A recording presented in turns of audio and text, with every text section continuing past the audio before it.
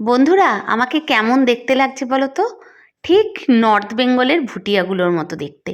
আমার মেয়ে আর আমার সব আগের মানুষগুলো না আমাকে ল্যাপচা বলতো, কারণ আমি নাকি ওই নর্থ ইস্টের লোকের মতো দেখতে। আর সত্যি কথা কি বলো তো, আমরা যারা বাঙাল না, তাদের মধ্যে একটু নর্থ ইস্টের ব্রিড রয়ে যায়, তাই আমাদেরকে দেখতেও খানিকটা নর্থ ইস্টের মতো হয়ে যায়। আর আমি মাথায় কেন গামছাটা বেঁধেছি? আরে মাথার চুল রান্নার মধ্যে পড়ে, ওই জন্য আমি কখনো সখনো মাথায় এরকম বেঁধে নিই গামছা। আরে হেয়ার ক্যাপ ট্যাপ তো পাওয়া যায়, ও তো কি আমাদের মতো ঘরে ওই সব স্টাইলের জিনিসপত্র ব্যবহার হয় বলো? এবার আমি বলি আমি রান্নাটা কি করছি। আসলে আমি এইসব জঙ্গল ফঙ্গল আমার স্কুলের পাশ থেকে নিয়ে এসেছি। একজন ভদ্রলোক এই পাট শাক ছাগলকে খাওয়ানোর জন্য নিয়ে যাচ্ছিল।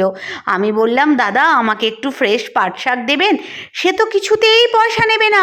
আর আমিও নাছোড়বান্দা, পয়সা ছাড়া নেব না। শেষমেশ এক আঁটি 10 টাকা দিয়ে আমি কিনে আনলাম। তো আমি বললাম, এই 10 টাকা তুমি তোমার বাড়ির কারোর জন্য চকলেট কিনে নিয়ে যেও। আর এই পাট শাকটা আমি কি করে করেছি সেটাই আগে বলছি।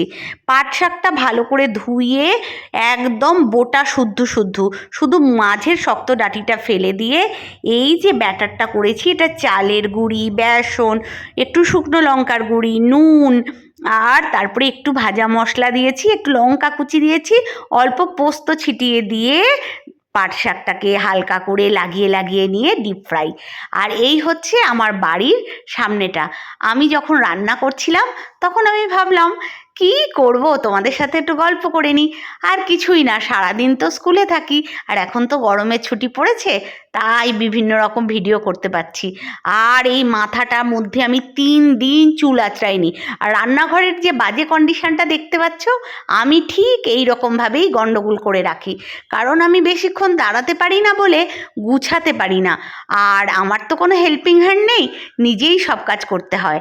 আর কি করব বলো, অত কিছু পয়সা নেই যে একবার হেল্পিং হ্যান্ড রাখবো, আবার নিজের কাজ নিজে না করে রান্নার লোক রাখবো, এত কিছু সম্ভব নয়।